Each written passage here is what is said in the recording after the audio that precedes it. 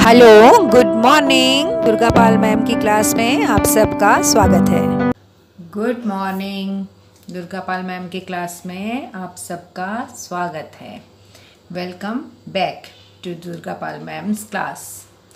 आज की क्लास में हम पढ़ने जा रहे हैं क्लास 1 सारंगी से 11 चैप्टर भुट्टे। चलिए मिलकर के इस चैप्टर को पढ़ते हैं। बहुत इंटरेस्टिंग चैप्टर है और बहुत छोटी सी इसकी एक्सरसाइज है। यहाँ पर हैं हमारे सामने एक नाना जी। ये है नाना जी। ये नाना जी हैं किसके? नीना के नाना बाज़ार गए। नाना खूब सारे भुट्टे लाए। तो ये नाना जी हैं नीना के। कहाँ गए थे? बाज़ार गए थे। और क्या लाए हैं? खूब सारे भुट्टे लाए हैं। बाज़ार गए और खूब सारे भुट्टे लेकर आए। भुट्टे क्या होते हैं? भुट्टे होता है मक्का, और कहीं कहीं इसे छल्ली भी कहा जाता है, जिसे हम भून कर और उबाल कर दोनों तरह से खाते हैं। आपने देखा होगा कि आजकल जगह जगह पर भुट्टे की रेड़ी लगी रहती हैं। कई उबले हुए भुट्टे बेचते हैं और कई आग में भून कर उस पर नींबू और नमक का मसाला लगाकर बेचते हैं, जो खाने में बहुत स्वाद लगते हैं। अब इसमें एक चीज़ और मैं आपको बताती हूँ। आप क्लास 1 के बच्चे हैं। देखिए, यहाँ पर हमें दिया हुआ है बाज़ार। बाज़ार के जौ में आपको एक छोटी बिंदी लगी हुई दिखाई दे रही होगी। मैंने सर्कल बना दिया है वहाँ पर। जब किसी जौ के नीचे बिंदी तो जौ नहीं पढ़ेंगे, इसे जौ पढ़ेंगे, जौ। तो बाज़ार, ठीक है, इसका ध्यान रखिएगा। अब आगे से आगे है कि नाना ने नीना के लिए भुट्टे भूने। नाना ने नीना के लिए क्या किया? भुट्टे भूने। आग में भुट्टों को सेका, उसे कहते हैं भूनना। बहुत स्वाद लगते हैं ऐसे भुट्टे। नीना ने जी भरकर भुट्टे खाए। नाना ने भून कर दिए तो नीना ने जी भरकर खाए। नीना की नानी ने भुट्टे उबाले। अब यहाँ पर नानी भुट्टे उबाल रही हैं। नानी क्या कर रही है? भुट्टों को उबाल रही हैं। उबालने से क्या होता है? भुट्टे के जो दाने होते हैं बहुत ही कोमल हो जाते हैं, सॉफ्ट हो जाते हैं। तो जिन लोगों के दांत नहीं होते वो उबले हुए भुट्टे आराम से खा लेते हैं, और जिन लोगों के दांत होते हैं, आपके जैसे जो बच्चे होते हैं, वो भुने हुए भुट्टे बड़े पसंद करते हैं, क्योंकि उससे भुट्टा कड़क हो जाता है, क्रिस्पी हो जाता है। तो नानी ने भुट्टे उबाल लिए। नाना और नानी जी ने जी भर कर भुट्टे खाए। अब नानी ने भुट्टे उबाले हैं, नाना ने भुट्टे भूने थे। जो नाना ने भुट्टे भुने थे वो नीना ने खाए थे, और नानी ने जो भुट्टे उबाले हैं उसे नाना और नानी ने खाया है। कैसे खाया है? जी भर कर, यानी मन भर कर, जितना वो खाना चाहते थे खूब सारे खा लिए उन्होंने। नीना ने फिर क्या किया? आगे की कहानी बनाइए और अपनी भाषा में सुनाइए।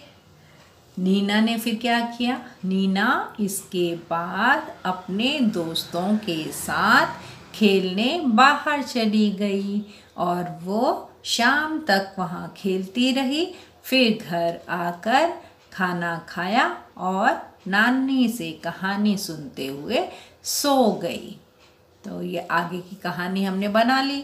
अब हैं इस पाठ के प्रश्न उत्तर। इस कहानी में कौन कौन है? इस कहानी में कितने लोग दिखाए गए हैं? 3 लोग। कौन कौन? नाना, नानी,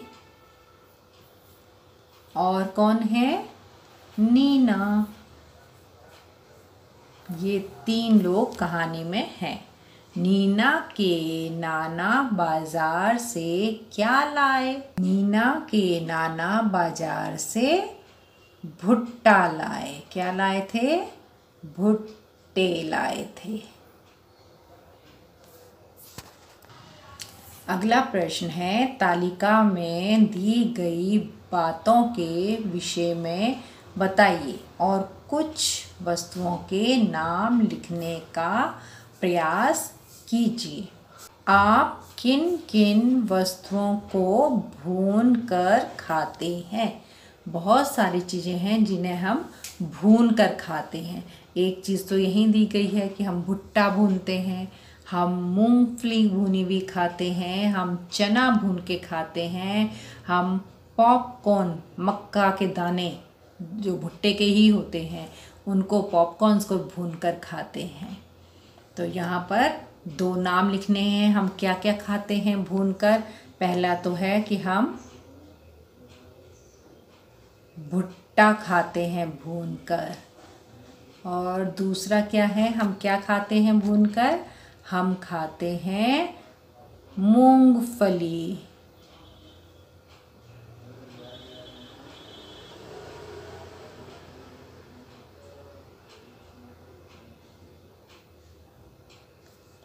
आप किन किन वस्तुओं को उबालकर खाते हैं? हम बहुत सी चीज़ों को उबालकर भी खाते हैं, जैसे आलू को उबालकर खाया जाता है, भुट्टे उबालकर खाए जाते हैं, शकरकंदी उबालकर खाई जाती है, सिंघाड़ा उबालकर खाया जाता है। तो यहाँ पर हम 2 नाम लिखते हैं। एक तो बहुत ही फेमस है आलू। आप आलू के पराठे खाते हैं जिसमें आलू को उबालकर खाया जाता है। तो एक तो है आलू और दूसरा क्या है? शकरकंद। शकरकंद, इसे हम उबालकर खाते हैं। अगला प्रश्न है, कौन कौन सी वस्तुएं तलकर खाई जाती हैं? तलकर खाने वाली चीज़ें तो बच्चों को बहुत स्वाद लगती हैं, जो सेहत के लिए अच्छी नहीं होती हैं। हम पराठा तलकर खाते हैं, पूरी खाते हैं, पकौड़ी खाते हैं, समोसा खाते हैं, मोमोज़ खाते हैं। बहुत सारी चीज़ें हैं जो हम तल कर खाते हैं, लेकिन तली हुई चीज़ हमारी सेहत के लिए बिल्कुल भी अच्छी नहीं होती है। 2 चीज़ें हमने यहाँ लिखनी है, हम 2 चीज़ें लिख देते हैं। पहला है पकोड़े, और दूसरा क्या है? बढ़िया लगते हैं जो बच्चों को, समोसे। ये 2 तलकर खाए जाते हैं। अगला प्रश्न है, कौन कौन सी वस्तुएं कच्ची खाई जाती हैं? बहुत सारी चीज़ें हैं कच्ची खाई जाने वाली, जैसे खीरा है, ककड़ी है, टमाटर है, नारियल है, चुकंदर है, मूली है, गाजर है। इनको हम कच्चा भी खा सकते हैं। तो 2 चीज़ें, एक तो फल, सारे के सारे फल हम कच्चे खाते हैं, और दूसरा सलाद हम कच्चा खाते हैं। हमेशा सलाद कच्ची चीज़ों का ही बनता है। तो यहाँ हम लिख सकते हैं खीरा,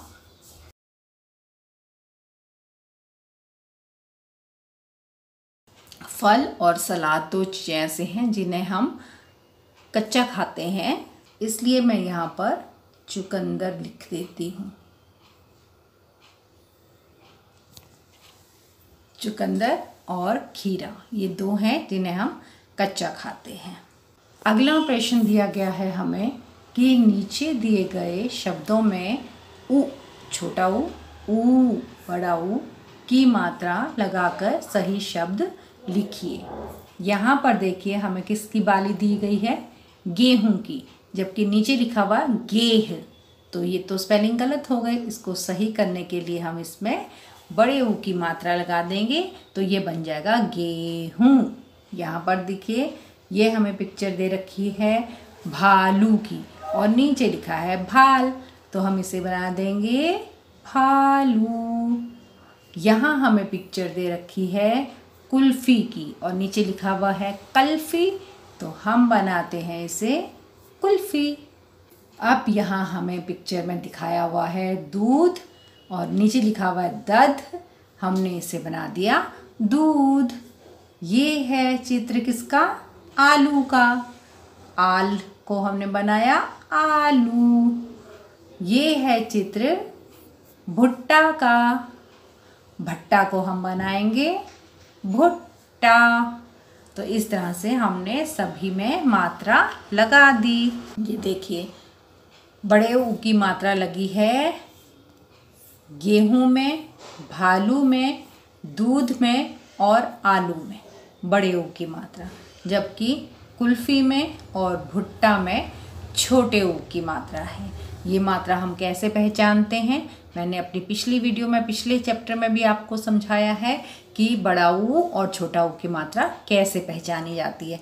अगर आपने पिछले वाला चैप्टर नहीं देखा तो फिर उसे एक बार देख लीजिए, वहाँ पर आपको पता चल जाएगा कि छोटा ऊ और बड़ा ऊ की मात्रा कैसे पहचानी जा सकती है।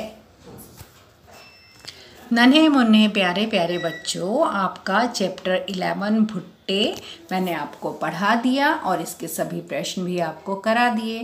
प्यारी प्यारी सुंदर पिक्चर्स के साथ आप इस चैप्टर को एंजॉय कीजिए। आपको कैसा लगा चैप्टर? एक प्यारा सा कमेंट जरूर छोड़िए। जितने प्यारे बच्चे आप हैं उतना ही प्यारा कमेंट भी लिखना।